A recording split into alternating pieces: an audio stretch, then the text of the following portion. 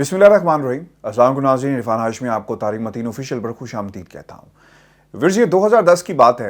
मैं बरतानिया के शहर न्यूकैसल में क़याम पज़ीर था और मुझे अच्छी तरह याद है कि ख़बर सियालकोट से आई कि दो भाइयों को एक हजूम ने पहले पकड़ा, घसीटा, मारा और फिर चौक में लटका दिया। उनकी आहें, उनकी सिसकियाँ आज दोबारा हमारे कानों में गूंज रही हैं। हम जहाँ से भी गुजरते लोग हमें बड़ी हिकारत से देखते, चूँकि हमारे चेहरों के ऊपर शायद ये तासुर मिल जाता या हमारे चेहरों से ये अयां हो जाता कि हमारा ताल्लुक़ पाकिस्तान से है। और जहाँ जहाँ भी हम जाते लोग गॉसिप शुरू कर देते, सरगोशियाँ शुरू कर देते कि ये वो मुल्क है या ये वो लोग हैं जिनका ताल्लुक़ उस मुल्क से है जहाँ पर ये वाक़या पेश आया। चूँकि लोगों ने कानून को अपने हाथ में लिया तो कानून मौजूद था कि उन्हें सज़ा दी जाती, लेकिन लोगों ने पहले उन्हें पकड़ा, फैसला सुनाया और फिर सज़ा दे दी। इस वाक़े से पाकिस्तानियों की जंग हंसाई हुई, इंसानियत की जंग हंसाई हुई। और आज सियालकोट में जो कुछ हुआ, इसे पाकिस्तानियों की जंग हंसाई नहीं हुई बल्कि मुसलमानों की जंग हंसाई हुई।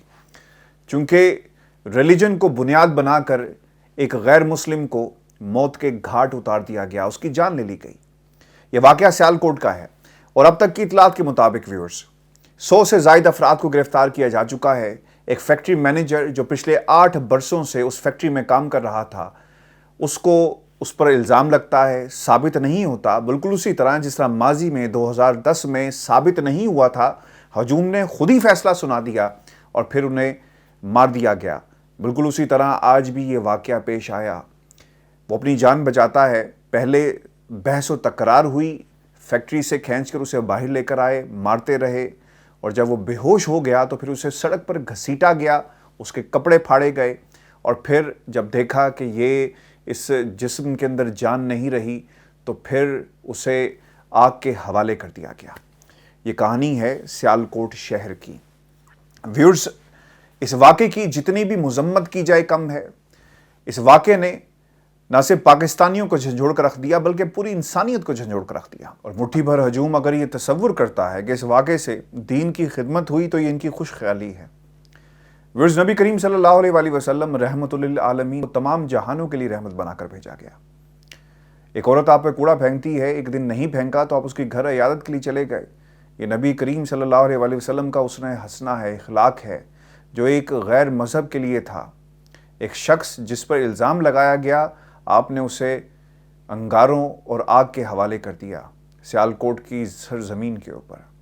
नबी करीम सल्लल्लाहु अलैहि वसल्लम ताइफ के बाज़ारों में जब पत्थर खा रहे हैं, बरसाए जा रहे हैं, आपकी हस्ती है कि आप उन हाथों के लिए दुआ करते हैं और फरिश्ते वापस चले जाते हैं। ये नबी करीम सल्लल्लाहु अलैहि वसल्लम की शान है और ये उनका किरदार है जिसे तमाम मुसलमान आज भूले बैठे हैं।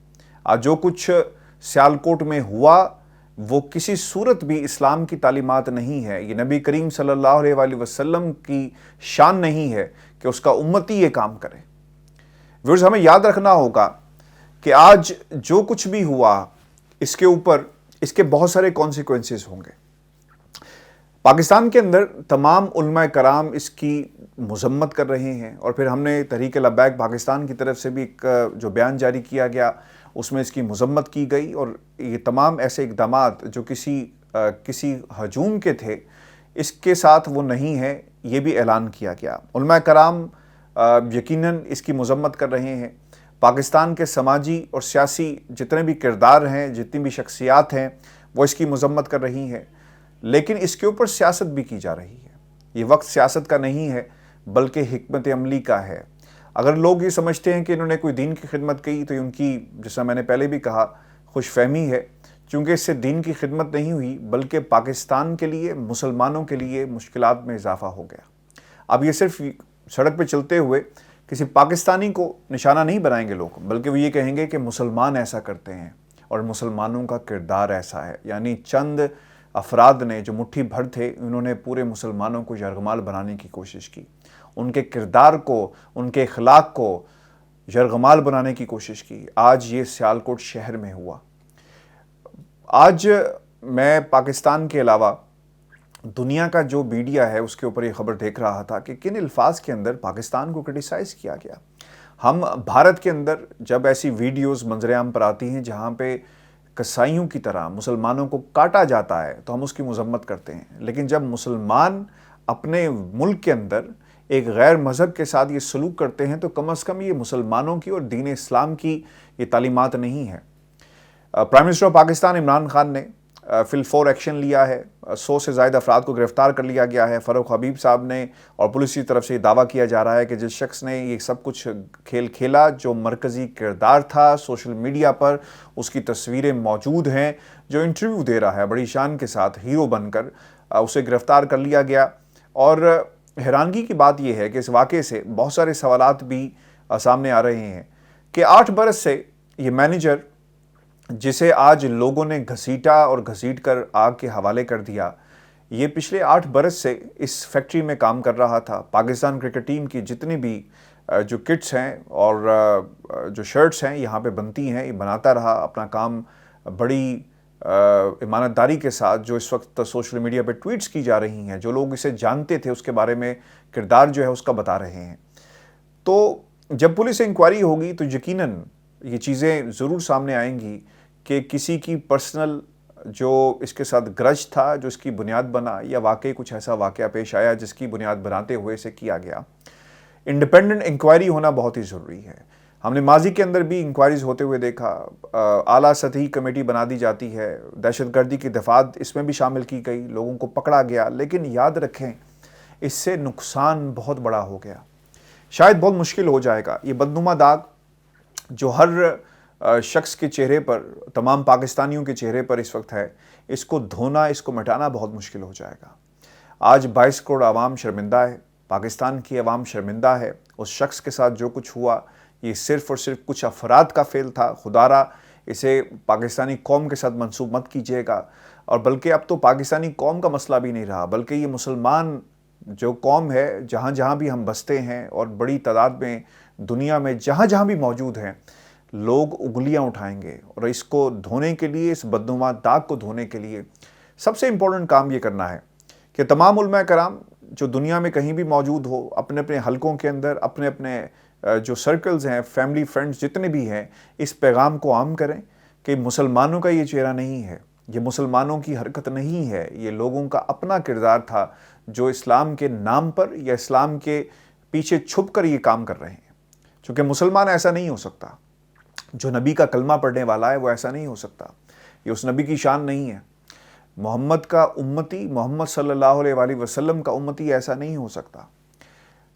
آپ نبی کریم صلی اللہ علیہ وآلہ وسلم جب مکے میں داخل ہوئے تو آپ نے پودوں کو بھی کاٹنے سے منع فرمایا، درختوں کو کاٹنے سے منع فرمایا، چونکہ فتح کا اعلان ہو چکا تھا اور یہ فتح کا جشن تھا کہ آپ نے صبر کرنا ہے، اور کسی کو یہ تاثر نہ ملے کہ دیکھو وہ اپنی حاکمیت یا پھر اپنی جو فتح ہے اس کا اعلان درختوں کو کاٹ کے کر رہا ہے۔